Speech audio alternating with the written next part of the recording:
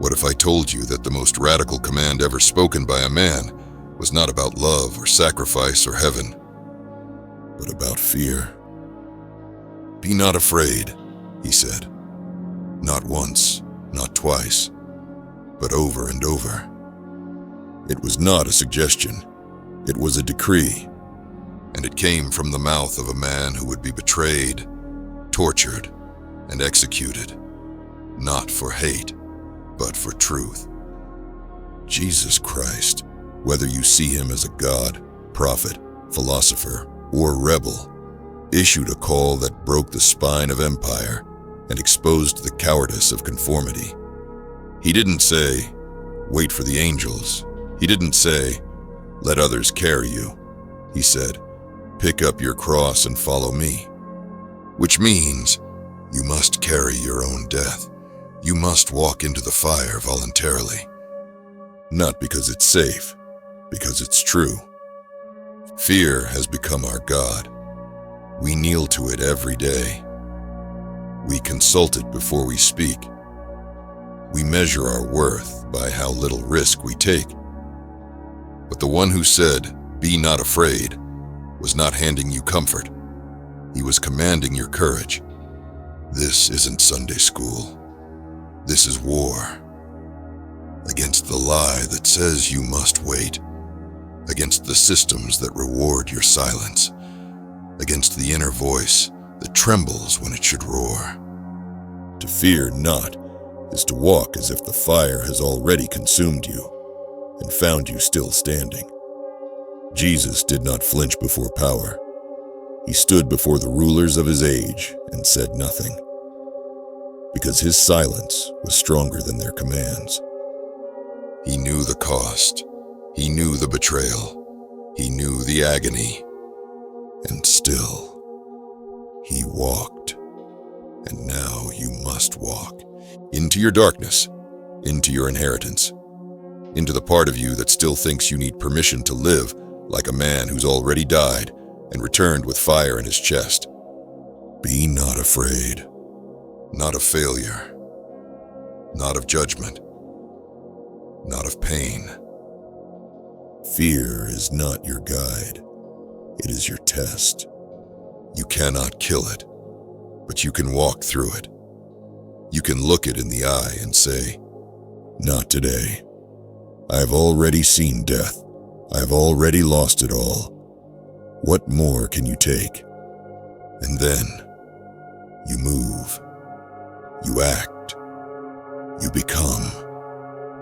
Because courage is not the absence of fear. It is obedience to something higher than fear. Jesus knew that. He bled for that. He broke history for that. And if you ever doubt what lives inside you, remember this. The same voice that calmed the storm, and that flipped the tables, that called out to Lazarus in the grave, that voice now lives in you. So be not afraid.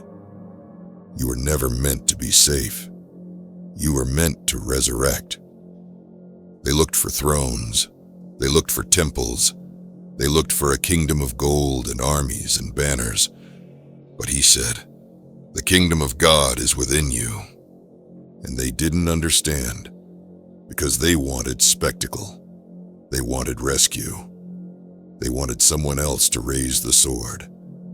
But Christ spoke of something internal, something invisible, something indestructible, a kingdom without walls, a dominion not granted, but claimed. And he said it knowing full well that the world would laugh, ignore, betray, and murder him. He said it knowing we would still look outward, still beg for kings, still wait for messiahs. But the true Messiah does not hand you freedom. He awakens the part of you that must build it. This is not passivity. This is invasion of your own soul, of your excuses, of your belief that power is something others hold. He flipped tables in temples, not to destroy faith, but to purify it. And now you must do the same. You must flip the tables of your mind, overturn the merchants selling you distraction, cast out the voices that promise comfort, but steal your crown, because the kingdom is not out there. It is here, in your hands, your choices, your silence when fear tempts you to speak soft, your roar when truth demands a voice. To enter the kingdom is to enter yourself, to fight, to bleed, to kneel before no man and bow only to principle. Christ said, "If anyone would come after me, let him deny himself and take up his cross daily and follow me." Not once, daily, meaning you must die every morning to comfort, to ego, to cowardice, and rise with a sword made of your own resolve. The kingdom is not inherited, it is earned by the man who dares to lead himself, to discipline himself, to pray not for ease, but for endurance. Because you are the temple now. You are the battlefield. You are the kingdom. So build it, brick by brick, choice by choice, and let the world fall. Because a man who knows where the kingdom lives cannot be conquered. He could have called down angels. He could have overturned the empire with a breath. He could have escaped, vanished, silenced his enemies with divine force. But he didn't.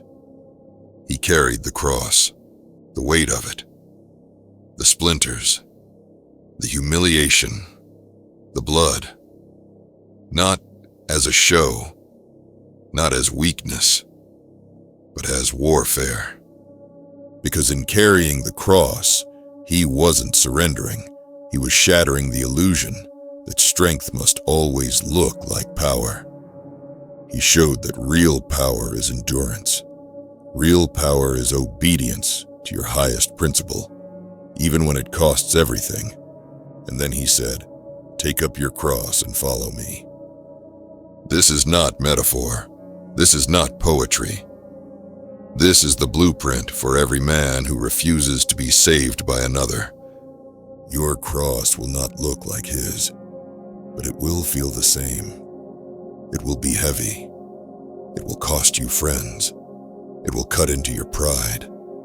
It will silence your ego. And yet, it will be the only thing that frees you. Because the man who carries his cross doesn't fear death. He walks into it every day. He carries the burden of truth, the burden of knowing he could lie, but doesn't, the burden of doing what's right when no one sees it. He carries the tension of choosing the narrow path, not for glory, but for God. And if you think carrying your cross is weakness, if you think it's passive submission, then you don't understand the strength it takes to remain standing when everything in you wants to kneel. The world teaches men to escape, to numb, to run. But Christ calls you to carry, to suffer, not for suffering's sake, but for transcendence. Because the man who picks up his cross daily becomes something unshakable, not hardened, hallowed. He becomes the kind of man that terrifies systems, awakens hearts, and walks through fire with calm. Not because he's fearless, because he knows what the cross means.